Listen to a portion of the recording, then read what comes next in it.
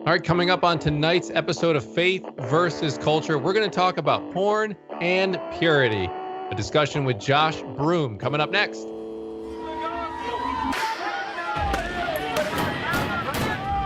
have sex before you marry is a bad idea. Don't tell me there's no such thing as gun violence. That just depends on your definition of when life begins. There are problems of sin and habit that cannot be solved outside the person of our Lord Jesus Christ.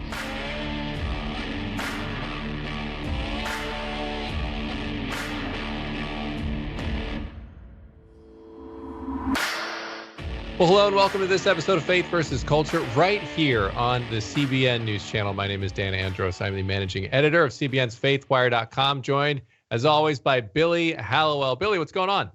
Doing well. How are you? Good. I'm looking forward to our conversation today because we can't have this conversation enough. I mean, over the years of this show, we've periodically come back to this topic because it's so pervasive now. And Billy, I know you know the numbers, and Barna has put out extensive studies on porn and sexual sin, and even the number of pastors and the number of churchgoers that are engaging in porn. And most disturbingly, I find, Billy, this one shocking, is that the dial on people who view porn as a moral choice is increasing. And so because it's so pervasive, I think we can't talk about it enough. And our guest today is the perfect person to talk about it. Yeah, and just before we get to Josh Broome, the two most disturbing things, you mentioned one, which is it's a problem in the church, pastors, youth pastors, people who are leading churches really struggling with this, high percentages. And then also young kids. The age keeps getting younger and younger of when kids are exposed to this. So it's a massive problem. And as you were saying, who better to speak to it than Joshua Broome? Josh, thanks so much for joining us today. Absolutely, man. Always a good time talking to you. So, Josh, your story, just so people who don't know, you worked in the porn industry for how long? How many years? Almost 6 years. So I was in the porn industry from 2006 to the very end of 2012. And you've shared your story, and I kind of want to start here because we want to break down your story first and then get into some of the issues, obviously, that you're passionate about. But you left porn, and you didn't have this epiphany where you became a Christian and you left porn because of that. You left the industry, and there was a couple of year period before you became a Christian. So let's just kind of start with, what was it that made you, after more than 6 years, stop and say, oh my goodness, I need to leave this behind. I can't do this anymore. Yeah. So over a 6 year period, I was in over 1,000 films, and it progressively grew a depression that I tried to suppress, and it just got worse and worse and worse. And the actual pinnacle of my career was the pinnacle of my depression. So I win Male Performer of the Year, which is the highest award that a male could win in that industry. And I didn't even show up to the award show because I was at home on my face, ready to take my own life. So that depression grew to a point where, not even wanting to be in the industry, but I didn't want to live. And I pretty much made the decision. It's like, either, I'm going to quit or I'm going to die. And I walk into a bank and I have an interaction with someone who calls me by my name, which I hadn't heard for over a year because I isolated myself from my friends and my family. And it almost kind of snapped me out of this fog I was in. And I very quickly packed my bags and I ran home to my mom. I quit. When you say, just to clarify, when you say you heard your name, you heard your real name, right? Joshua, because you were only known by your stage name, correct? Yeah. So everyone in the porn industry, which should highlight a level of shame, no one goes by their name.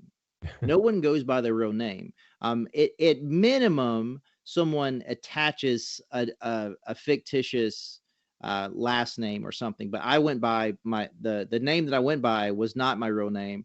And I isolated myself from every authentic relationship that I had. So no one was calling me by Josh or Joshua. It was just my stage name. And that went on for so long that I hadn't even heard my name. So when I heard my name, it was shocking, ultimately in the best of ways. Mm. Josh, what do you make now of as I mentioned those stats you see even among Christians, there's this normalization or this it's becoming a more morally acceptable choice by an increasing number of people. So what do you think when you see that?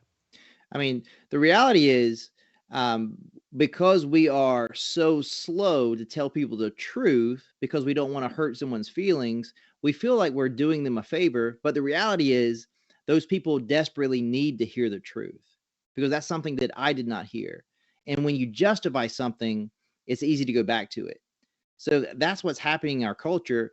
We live in a way where we're tiptoeing around the truth and we don't want to talk about it. So that's why sex in general is such a big deal, because it's not discussed. It must be taboo, and people are finding out and forming the opinions about this on their own instead of looking at what truth says. I mean, how sad is it that, and I know this is true because I teach at college, that talking about legalizing sex work is a more normative position. People look at you like you're more sane than if you say, I'm a Christian, right? Like I'm a Bible believing Christian. Like that's kind of the strange place we're in right now in culture, and which makes it hard to talk about these issues. But that makes your story that much more important because when people like you speak about it, I think people are paying attention. They want to understand what is it that made this guy leave, right? But then after you left, you didn't just leave, you became a Christian 2 years later. What was it that made, and I know it's probably more of a complicated answer than what I'm going to throw out as the question, but what made you go down that path?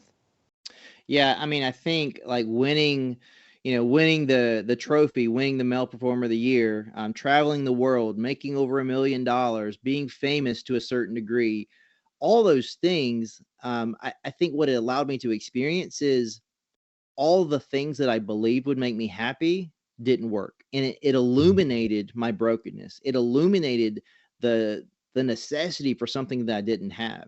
And then when I was presented with the gospel paired with the truth that is Jesus Christ, it was undeniable, and it filled the gap in a way that nothing else did. So for me, I had tried everything else, and this makes the most sense. And I wasn't basing it on feelings. I was basing it on facts and truth, and that led me into freedom. Can I just to pause on that? You had that gap, then you are introduced to Christianity. What was that introduction? I'm always interested to hear how God saves people. So was it sort of a process for you, or did God just kind of open your eyes in an instant, or what happened? Yeah, so long story really short, I started personal training at a gym, worked my way up, became a manager at another gym, and then I met a girl and we went on a run, and she asked me some really tough questions. She asked me ultimately, did I know who God was? Did I have a relationship with God? And the answer was ultimately no. And we ended up going to church together the next week. But something she said to me really stuck out to me, because when I told her about my past, which was incredibly difficult, and which is what I did not do leading up to that, I lied to everyone I met. It's like I did acting and modeling or whatever. I would say everything other than what I actually did in California. But to her, I was honest.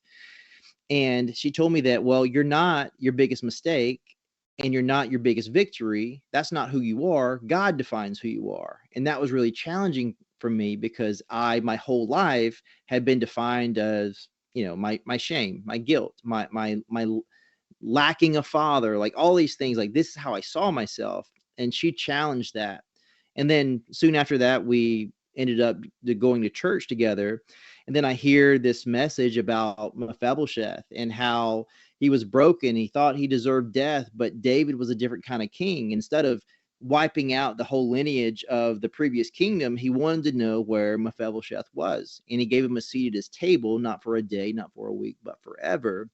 And then it's like, so much more does Jesus do for us. And in a lot of ways that resonated with me in a way where it opened my eyes. So it was someone who spoke truth gently to me. So a real Colossians 4, 5, and 6 moment where her speech and her interaction cultivated a curiosity and broke down some boundaries. And then when I heard the truth of the gospel, it made its way to my heart. So that's incredible. And I think it's a testament to the fact that we don't know how our interactions with people are going to change them. The simple interactions. And in your life, this resulted in obviously, a whole different life and marriage and kids and all these other things that, you thought were not possible when you were working in porn, right? But then you make this other, kind of crazy jump, an amazing jump. And you're like, I'm not only am I a Christian now, I'm going to be a pastor, right? Like this is where God has called me. How did you discover that? And how do people react to that when they learn that that's where you are now? Yeah, I mean, I think the reaction has changed over time. I think initially it was, it's like, that's cute, but the reality is, that was 7 years ago, and it's not something that I dreamed about that I would be one day. It was something that God laid on my heart, and it was so undeniable I couldn't do anything else. But, through a 4.5, almost 5-year internship, being on staff at 2 different churches, getting a theological education, a Christian ministries degree with a focus on biblical theology, like spending the time doing the work and cultivating, the desire and having the knowledge along the way. It's like, man, if you're doing something really difficult you don't want to do, you're probably going to stop doing it. But I found as I went on this journey, not only did I love it, I felt like it was what I was destined to do. So absolutely, I've had a lot of pushback. I still do. I think someone that currently has 1,000 films that are still on the internet, and I hope they're gone one day, but the reality is they might always be there. Someone says, hey, how can you preach God's word and you have this tangible sin, like very easily accessible? And I'm like, man, I'm actually in great company, because, Moses killed a guy. David was an adulterer and, ultimately committed secondhand murder. Peter denied Jesus, so on and so on. And all those things are found in the Bible, which is the greatest selling book of all time. And it's there for a reason, because when God meets people in the middle of their mess, he can do anything with them and through them. But I think it's just allowing people to know, man, you don't have to stay where you are, and you can become whatever it is that God has created you to be, regardless of what you've done in the past. We got to take a break. I want to dive into this more. It's a big topic, porn and purity. On the other side of the break, this is Faith versus Culture. Be right back.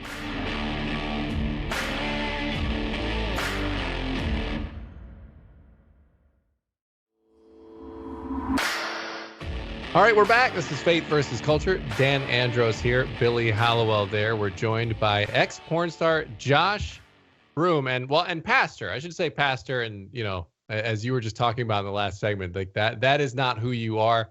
And you are who you are as God defines you, and not the things that we do. So I almost feel weird even introducing you that way, although I understand why it's relevant to our conversation talking about sexual sin and porn.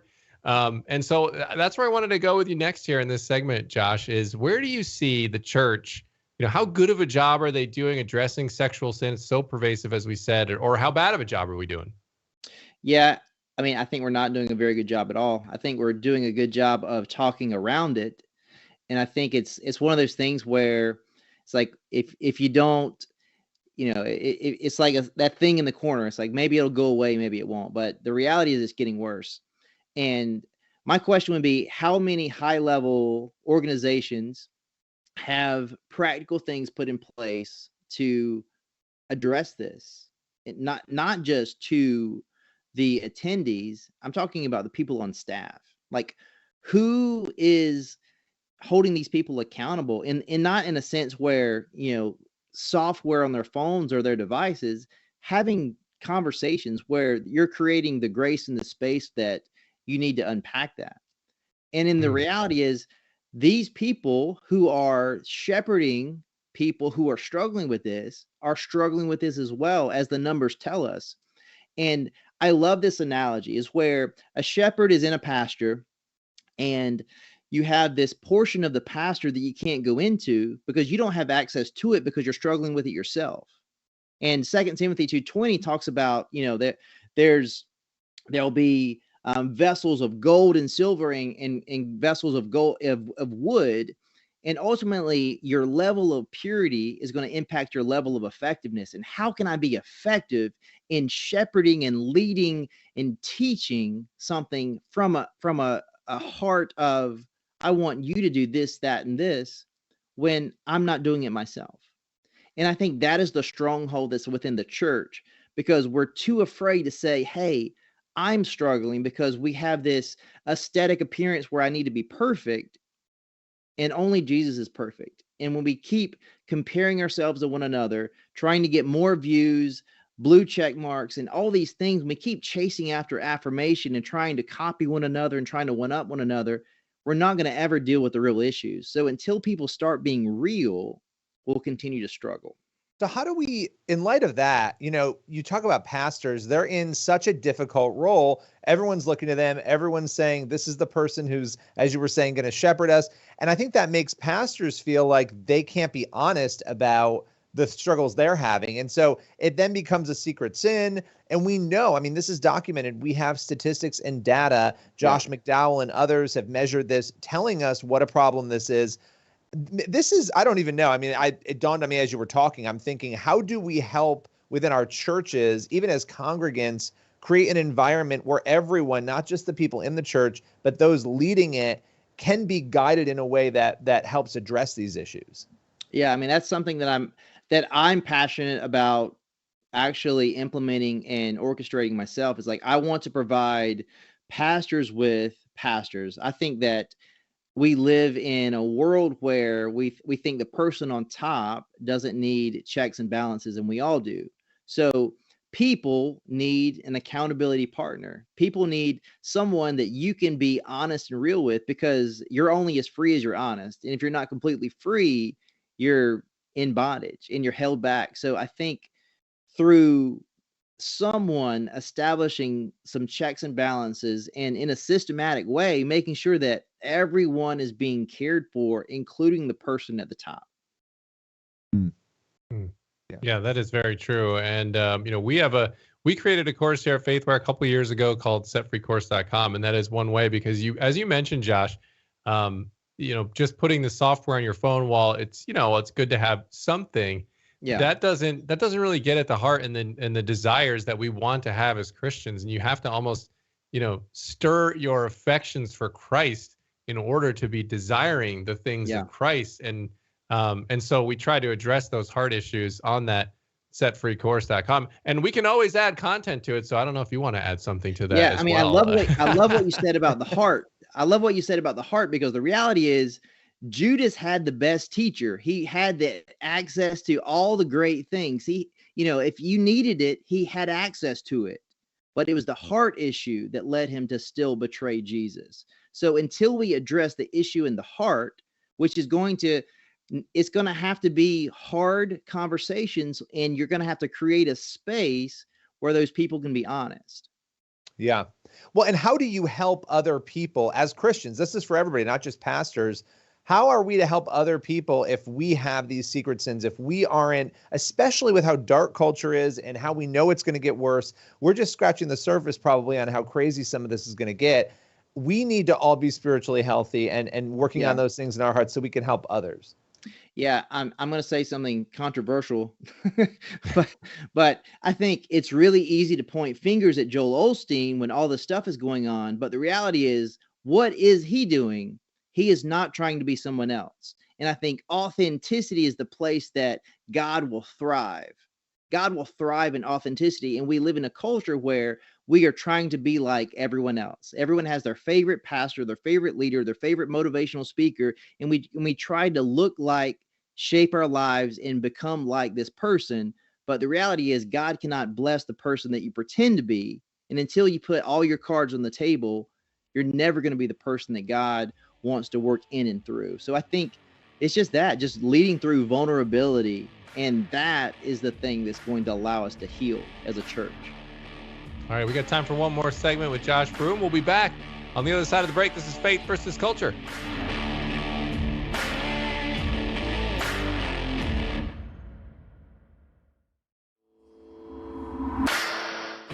All right, we're back on Faith versus Culture. We have time for some closing thoughts with Josh Broome. Josh, you were just telling me about a question that you get often, and I want you to address this one. Tell me the question and your response to it.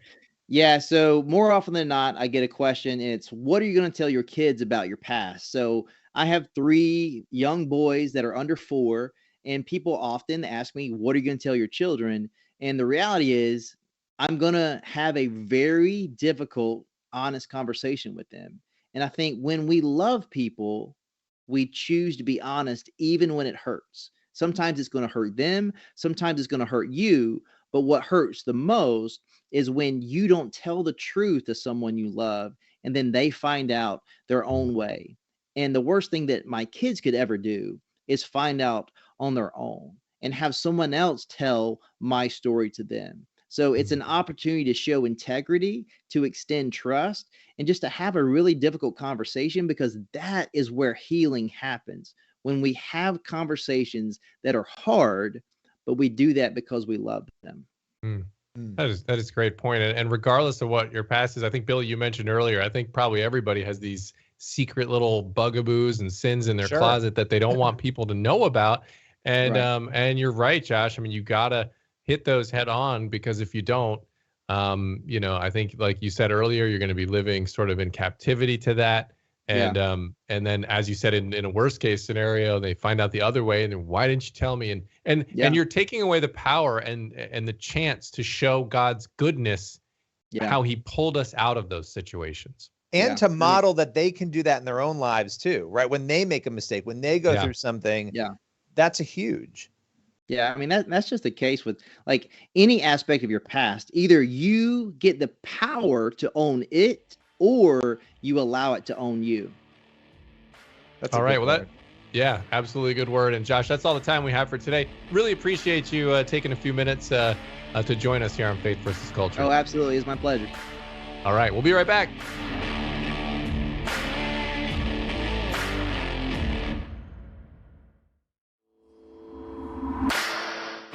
All right, that's all the time we have for this episode. Thank you so much for being here. As always, we'll be back next week, and we'll be praying for you throughout the week. Have a great one. God bless.